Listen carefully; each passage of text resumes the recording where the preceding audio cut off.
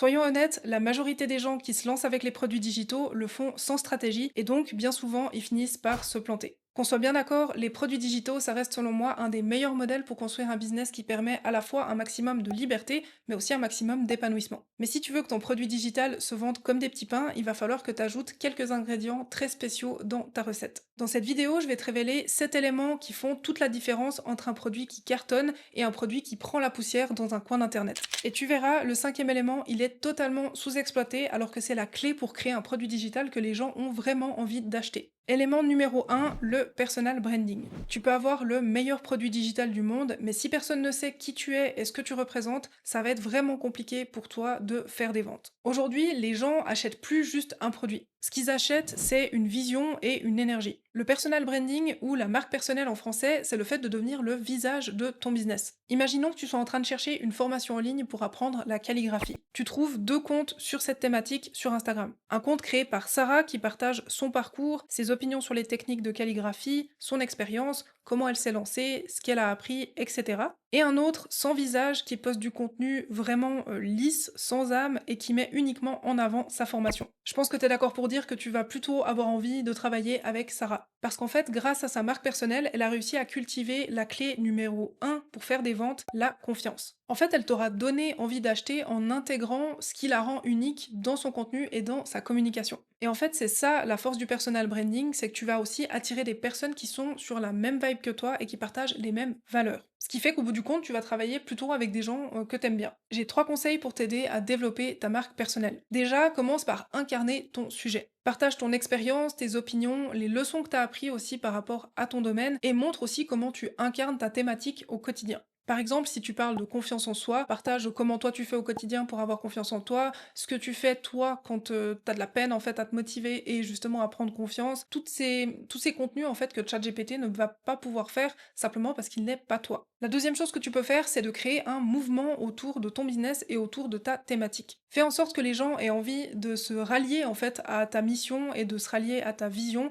et qu'ils aient envie de te suivre pour ce que tu représentes. Et pour finir, sois authentique. Je sais que c'est un truc qu'on entend partout, mais vraiment, si tu restes fidèle à tes valeurs, en fait, tu vas être content ou contente de poster du contenu. Alors que si tu commences à prendre, je sais pas, des tendances ou des choses qui ne vont pas avec ta personnalité et auxquelles tu ne crois pas, tu vas finir par te dégoûter de ton propre business et c'est pas le but. Et surtout, tu vas perdre en cohérence et donc ça va perdre aussi ton public cible et ton audience. Si les gens savent qui tu es et pourquoi ils devraient te suivre, ben crois-moi, ça devient 100 fois plus facile de faire des ventes. Le deuxième élément, c'est le positionnement. Une des plus grosses erreurs que tu peux faire avec ton produit digital, c'est de vouloir aider tout le monde. Parce que quand tu essayes de plaire à tout le monde, en fait, tu finis par diluer ton message. Et au final, comme personne se sent vraiment concerné, ben personne n'achète. Si tu veux cartonner avec ton produit digital, clarifier ton positionnement, c'est une étape obligatoire. Ce qu'il te faut, c'est un public cible précis, un problème bien identifié et une différenciation qui soit vraiment claire. Pour bien te positionner, commence par être spécifique. Dire je t'apprends à t'organiser, c'est beaucoup trop vague. Dis plutôt j'apprends aux mamans solo à s'organiser ou j'apprends aux étudiants à s'organiser. C'est beaucoup plus clair et les gens vont tout de suite se sentir touchés ou non en fonction de si c'est bien ton public cible ou pas. La deuxième chose qu'il faut faire, c'est te démarquer. Pour ça, tu peux par exemple développer une méthode unique autour de ta thématique, utiliser un angle différent de celui de tes concurrents pour ton offre, et bien sûr cultiver ta marque personnelle pour créer ta propre niche et devenir impossible à copier. Dans mon accompagnement, toute une partie du programme est dédiée pour t'aider justement à devenir ta propre niche et devenir surtout impossible à copier. Si ça t'intéresse et que tu veux tous les détails, je te laisse le lien dans la description. Ce qu'il faut retenir par rapport au positionnement, c'est que non seulement tu vas pouvoir te démarquer, mais tu vas aussi pouvoir naturellement attirer les bonnes personnes. Le troisième élément, c'est l'expérience. Vendre un produit digital, c'est pas juste livrer un PDF et dire bonne chance à tes clients. Si tu veux qu'ils aient des résultats et qu'ils deviennent ambassadeurs de ton produit, il faut que tu crées une vraie expérience. Il y a trois choses que tu peux mettre en place pour créer une expérience autour de ton produit. Premièrement, tu peux ajouter une communauté. Slack, Discord, Circle, Facebook, peu importe, il faut en fait que les gens aient un endroit où ils peuvent se rassembler, où ils peuvent discuter et où toi aussi tu peux facilement échanger avec eux. La deuxième chose que tu peux faire, c'est de varier les formats. Propose pas seulement de la vidéo et du texte, mais fais aussi en sorte d'ajouter des ressources, d'ajouter des exercices interactifs, des quiz et même du coaching si t'en as envie. Comme ça va aussi te permettre de vendre ton offre plus cher. Et pour finir, ce que tu peux faire, c'est favoriser le passage à l'action. Plus tes clients appliquent ce qu'ils auront appris avec toi, plus ils auront de résultats, plus ils seront satisfaits et donc plus ils parleront aussi de ton produit autour d'eux. Un produit qui se vend bien, c'est un produit qui change la vie de tes clients. Si tu vois ton business sur le long terme, l'expérience, c'est quelque chose que tu ne peux pas laisser de côté, simplement parce que justement, à long terme, c'est ce qui va te permettre de ramener des clients beaucoup plus facilement, sans que ce soit corrélé directement à tes efforts marketing, par exemple si tu fais de la pub ou si tu fais de la création de contenu. Élément numéro 4, le messaging. Le messaging, c'est l'art de communiquer clairement la promesse et la valeur que tu apportes avec ton produit. La dure vérité, c'est que si ton produit n'a pas une promesse claire, ce qui risque d'arriver, c'est que personne ne l'achète. Ce que tu dois comprendre, c'est que les gens achètent pas un produit, en fait, ce qu'ils achètent, c'est une transformation. Je vais te donner la formule magique pour créer une promesse en béton pour ton produit digital, donc n'hésite pas à prendre une capture d'écran ou juste à prendre note de ce que je vais te dire. Voilà cette fameuse formule magique. La type de produit pour résultat désiré, même si doute principal et sans douleur principale grâce à mécanisme. Oui, dit comme ça veut rien dire. T'inquiète, je vais te donner un exemple concret. Le programme pour développer une confiance en soi inébranlable en 30 jours, même si t'as toujours douté de toi et sans te forcer à devenir quelqu'un d'autre, grâce à la méthode des micro-victoires quotidiennes. Avec le bon messaging, vendre, ça devient 100 fois plus facile. Surtout d'ailleurs si tu veux vendre ton produit sans lancement et sans prospection, plutôt avec des stratégies evergreen, comme je t'apprends à le faire d'ailleurs dans mon accompagnement e-liberté. Le cinquième élément, c'est la personnalisation. C'est là que tu vas pouvoir prendre une longueur d'avance sur 95% des créateurs de produits digitaux. Avec l'arrivée de l'intelligence artificielle, les gens n'achètent plus de l'information. En fait, ce qu'ils achètent, c'est ton partage d'expérience et tes conseils en tant que personne qui a déjà passé par les mêmes challenges pour pouvoir, eux, en fait, prendre un raccourci et gagner du temps. Aujourd'hui, ce que les gens veulent, c'est avoir une sensation de sur-mesure et de personnalisation. J'ai quelques conseils pour que tu puisses ajouter cette notion de personnalisation et de sur-mesure à ton offre,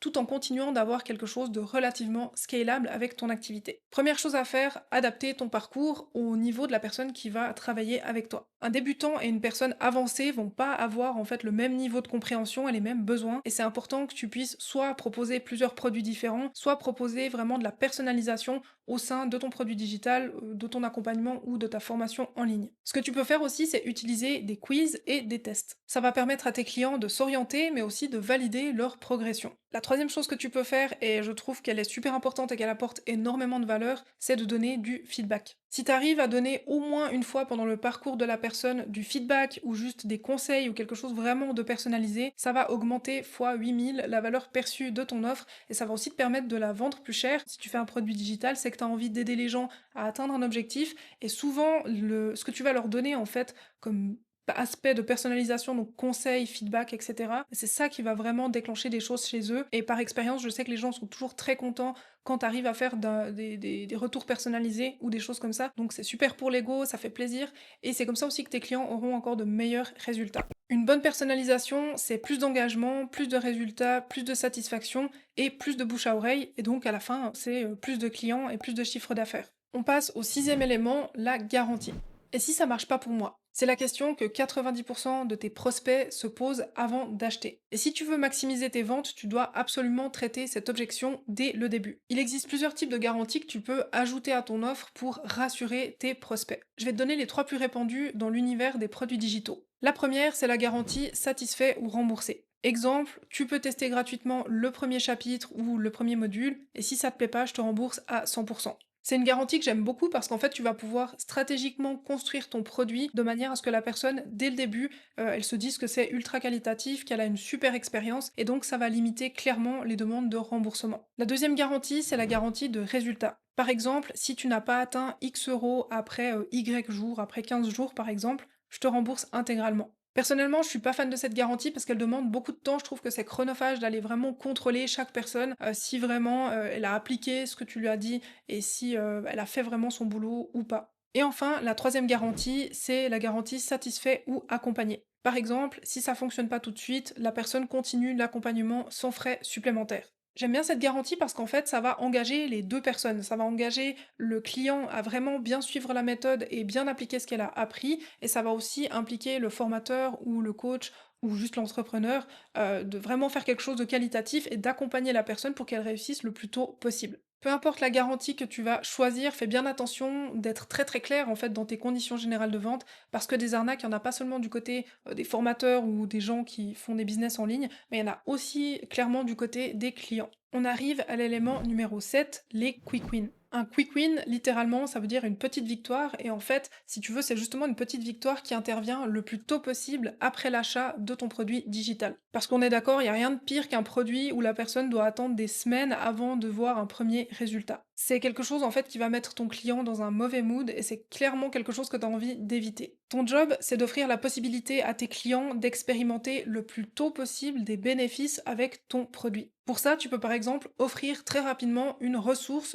qui leur permet de mettre super vite en pratique ce qu'ils ont appris. Par exemple, ça peut être un modèle de script prêt à l'emploi ou alors un outil qui facilite une tâche pour gagner du temps. La deuxième chose que tu peux faire, c'est d'avoir un premier chapitre ou un premier module qui est ultra concret. Ce qui est important à cette étape, c'est de donner une durée claire et un objectif clair, aussi un résultat clair à la personne. Comme ça, elle va se dire que, ok, bah, par exemple, après la première heure dans le programme, j'ai déjà X résultats. Et ça, en fait, ça va t'aider aussi à déclencher les ventes et à faire que l'expérience soit bonne dès le début. Ce que tu peux faire aussi, c'est travailler directement sur les craintes de ton public cible. Le but, c'est de traiter les objections ou les choses qui pourraient un petit peu embrumer l'esprit des gens où ils se disent ouais, est-ce que vraiment j'ai pris la bonne décision en achetant ce e-book ou ce programme? Ben, si toi t'arrives rapidement avec justement le fait de traiter ces objections et ces craintes dès le départ, ben, en fait les gens vont se dire qu'ils ont fait le bon choix en travaillant avec toi et ça va les mettre dans de bonnes dispositions aussi pour la suite de leur parcours. En fait, plus ton client va avoir des résultats et ressentir des émotions positives rapidement, plus il va aller jusqu'au bout de ton produit et plus il sera satisfait. Le gros problème dans ce domaine et en même temps la grande opportunité pour toi, c'est que les gens se lancent sans stratégie, sans intégrer les 7 éléments qu'on a vus dans la vidéo, et donc ils créent des produits qui flopent. Si toi t'intègres ne serait-ce que quelques-unes des stratégies qu'on a vues aujourd'hui, tu vas pouvoir tirer ton épingle du jeu et faire un carton avec tes produits digitaux. Mais même avec les meilleures stratégies, il reste une chose qui va avoir une énorme influence sur ton succès. Cette chose, c'est ton mindset. Si tu te lances avec les produits digitaux, mais que ta tête est remplie de doutes, de craintes et de croyances limitantes, le problème c'est que tu vas saboter tes chances de succès. Dans la prochaine vidéo, je vais te révéler 6 mythes qui vont t'empêcher de réussir avec les produits digitaux et t'expliquer aussi pourquoi ces mythes peuvent littéralement ruiner ton business en ligne. Si elle est déjà disponible au moment où je te parle, tu pourras directement cliquer dessus pour la lancer. Et si c'est pas le cas, oublie pas de t'abonner et d'activer la cloche des notifications pour être au courant de quand elle sera disponible. N'hésite pas non plus à laisser un like sur cette vidéo si elle t'a aidé et à la partager avec les personnes autour de toi si ça peut leur être utile. En tout cas, je te remercie pour ce moment qu'on a passé ensemble et je te dis à très bientôt.